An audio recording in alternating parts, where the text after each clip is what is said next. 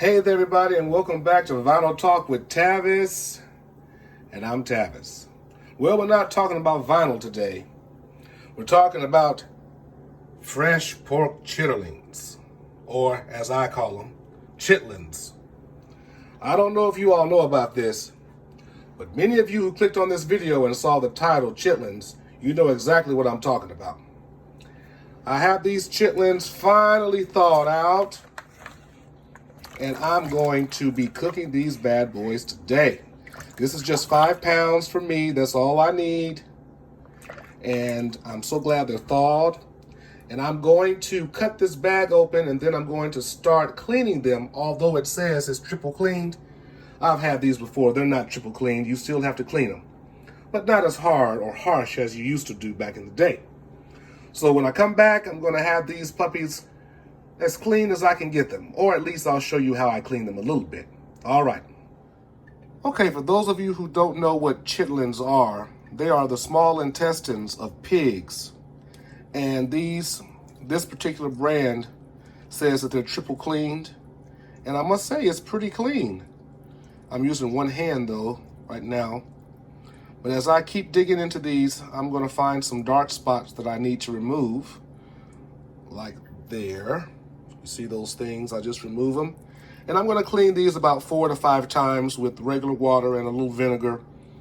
And I'll show you the clean product when I come back. All right, you all, I'm back, and pardon this strange angle of the camera, but I'm doing the best I can. I'm just here cleaning these 5-pound chitlins here. And I must say they're very clean so far. I've just got a little bit of stuff that I've taken from the dirty areas, it seems. But yeah, chitlins is to me, they are a fascinating food. If you don't know or you find this disgusting, you can definitely click away. I understand. But I was raised on this as a boy. I need to move my hand away. I was raised on these as a boy. My grandma used to make these during Thanksgiving and Christmas. If she didn't make them during Christmas, or if she didn't make them during Thanksgiving, she'd make them on Christmas. Or sometimes she'd make them on both holidays. My grandma had 12 children, I think 6 boys and 6 girls. And I think it was a time when she was in her 50s that I remember her really well and being quite healthy.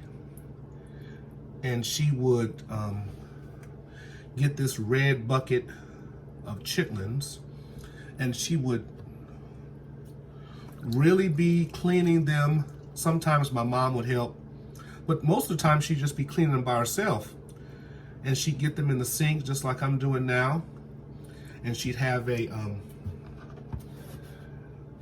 like this little, what do you call it, a bucket or a pan in her sink, so that the smell wouldn't go in her sink. Now, chitlins do smell, everybody. If you don't understand what I'm talking about, for those of you who don't know, chitlins smell because they are, like I said earlier, the intestines of pigs and hogs.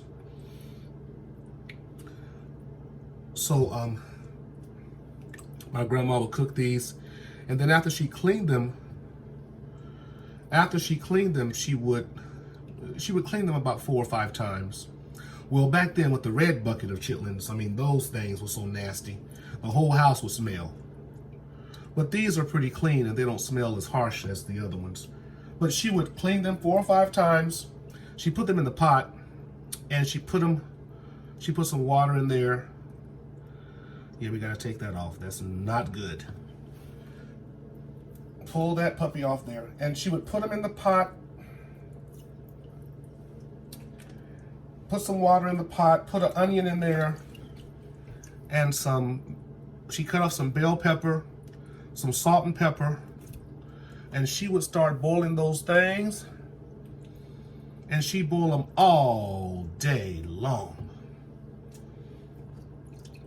So since she's been passed away for about 10 years or so, I've been talking to my mom, and a couple of years ago, me and my mom decided to make some chitlins for Thanksgiving. It was a wonderful bonding time. I can't believe how wonderful we worked well together we work so well together in the kitchen. She's not really a person who knows a lot about different seasonings. She just knows the basics, salt and pepper. But I came in with some garlic powder. She doesn't use all that stuff. She just sticks with salt and pepper. But I had some garlic powder, onion powder, some extra seasonings, and I gave her a red bell pepper, I believe. And boy, we had a great time. So now this Thanksgiving, we didn't do that. We didn't make chitlins this Thanksgiving. So this is between Thanksgiving and Christmas, so I wanted to just make a small bag for myself. And that's what I'm doing. Yeah, you want to make sure you get all the dirty stuff off. And I don't need to tell you what that dirty stuff is. I think you understand by now. But I hope you all are having a fantastic day. I know I am, because I have my chitlins. And you may ask, how long do you boil them? Well, hey, sometimes it can take, what, all day? But since I just have 5 pounds, I don't have to take all day. I think it'll probably take me 6 hours. I really do. I think it's going to take me 6 to 7 hours. And right now it's about 1 o'clock as I film this. So I'll be able to eat them before I go to bed tonight. And what do you have with them? Well, you have some. I don't really like to eat them with hot sauce, but many people do. I just like to eat them with some collard greens and cornbread. See, that looks pretty good. I'm proud of that. Okay, I'm going to go ahead and clean these, and we'll come back and I'll show you how they're all clean and ready to get in the pot.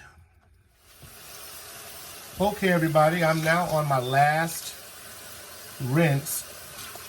I just have them in this white bucket, and I'm running some water. And then I put them in another pan.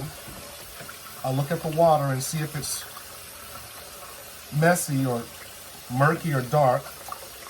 But this time it seems that the water is not as dark, or it's not dark at all. It's just the water itself. And some people take off the membranes. I don't do that. My grandma never did that. She just kept everything on, and it tastes just as good to me. We had no problems eating the membrane or the skin of the intestine. We love it all. So I'm just rinsing it around, seeing if I can find any other dirty places. So let me just be quiet and get busy here. You can just watch.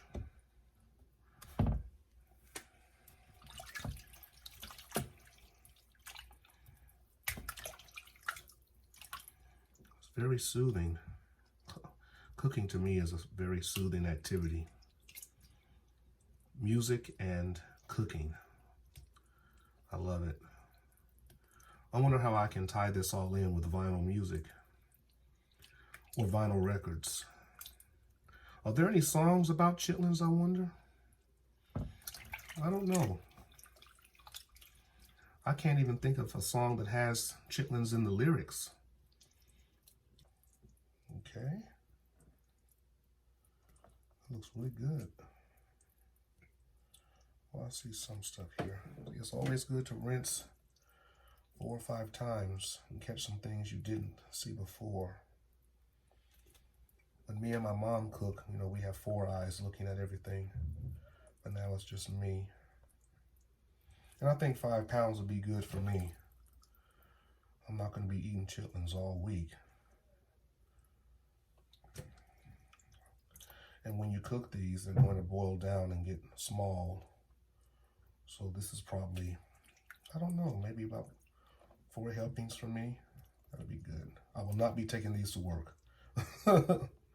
I remember when I was in middle school, I had a social studies teacher. His name was Mr. Midgley. He was a grand fellow. He was really nice. I think I was in the 6th grade. And For some reason, I guess we were talking about the holidays and what we were having to eat, and I told the class that I was having chitlins because that's what my grandma was cooking. And Mr. Midgley asked me after class if I would bring him a bowl of chitlins from my grandma. And you know, I felt so good about that. I came home, told my mom about it, and she was like, okay. So we went to my grandma's house, and I told my grandma if she wouldn't mind sending my teacher a bowl of her chitlins. And she thought that was just great. And she hadn't cooked them yet, but when she finished them, she had a bowl ready for my teacher. And after Thanksgiving break, I came to school with a bowl of chitlins for my teacher, and he ate them. He ate them in front of me. We had lunch together. He had me come to his classroom and eat with him. So I brought my tray from the cafeteria, and I believe I had an extra bowl for myself. And I don't know how we warmed them up. You know, microwaves back then were really expensive. So I don't think he had a microwave. I think he had the cafeteria warm them up. I'm not sure. But anyway, they were hot. And we sat there and had those chitlins. And he was in awe. He had never eaten chitlins before, and he just loved them. Or at least he faked it. He sure did fake it, because he ate every last one of them. And I surely ate mine. Okay, I'm going to give these chitlins another rinse. Then I'll be back with you, everybody, and show you what I do next. Okay, everybody, I have my chitlins clean as I could have them here, and they're in this pan.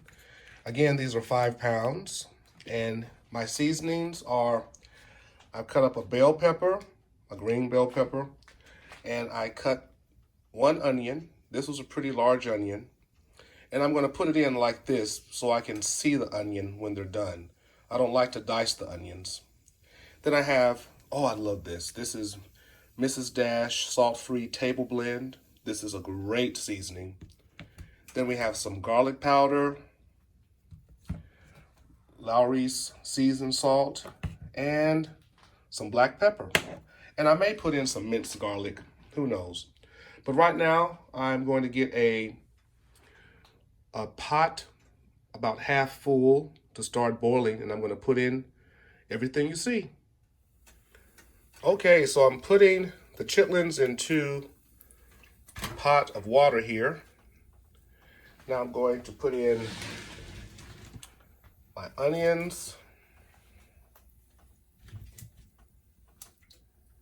I might have to take out some water. I'm going to put in some bell pepper. I think I'm going to take some of this water out. I'll be right back, everybody. Okay, I took some water out of the pot.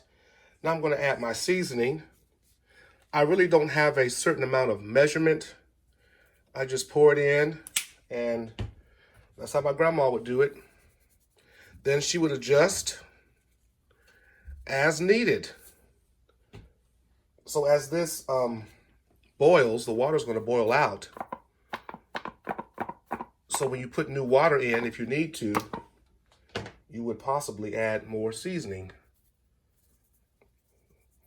This is my garlic powder. And I went ahead and decided to use some minced garlic. I'm going to put about this much in here, ladies and gentlemen. See that? Just put it right on in there. Now I'm going to mix this up. And we're going to bring this to a boil. And when I bring it to a boil, it's on high right now. When it starts boiling, did you see that? My kitchen is a mess. I can't wait to clean it. When I bring it to a boil, I'm going to turn down the heat And then we're going to cover it, put it on about medium-low, and let it cook until it's done. And when will it be done? When it's done. Now the chitlins are boiling at high heat, but I forgot to pour in some vinegar. This is apple cider vinegar, everybody. I put about a cup, 1/2 to a cup of apple cider vinegar. That's going to make it taste real good, really good. Okay, everybody, these chitlins have been cooking for about 30 minutes. I have it on medium high, maybe medium low. Yeah, medium low. And I added some red bell peppers to these. You see that extra color there? Yeah, I thought that would be a nice additional color. My grandma didn't do that. So I made a few modifications, Grandma. I know she's looking down from heaven and enjoying what she sees and probably can even smell it. I love you, Grandma. Boy, I tell you, you taught us a lot. So next time I see you guys, I'll probably have them done. Okay? I'll get back with you. Well, okay, everybody. It took these chitlins about 3 hours to cook down to this and see the consistency of it. You see those green peppers and the red peppers and the different seasoning I put in here. And our family usually has these with collard greens and cornbread. So I'm gonna plate this, and I'm using a whole spoon so not too much juice comes through. I'm gonna plate it just like so. Have just a little bit more. Yes, get that bell pepper in there. And have that with some collard greens on the side and cornbread. Woo, Lord. You know what? Hold on. I've got to try this right now. Yeah, that's good. I'm gonna blow on it.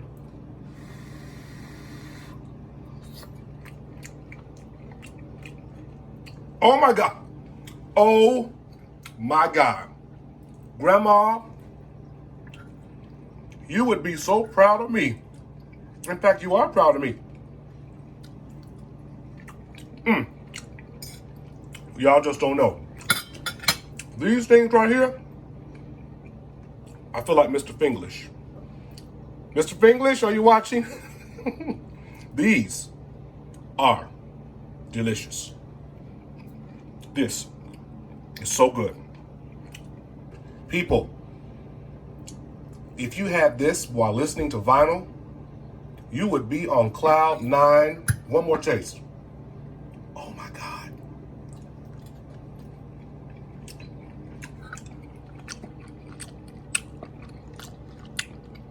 You hear that? That's me. Kids. And as always, with music and good food, be inspired and stay inspired.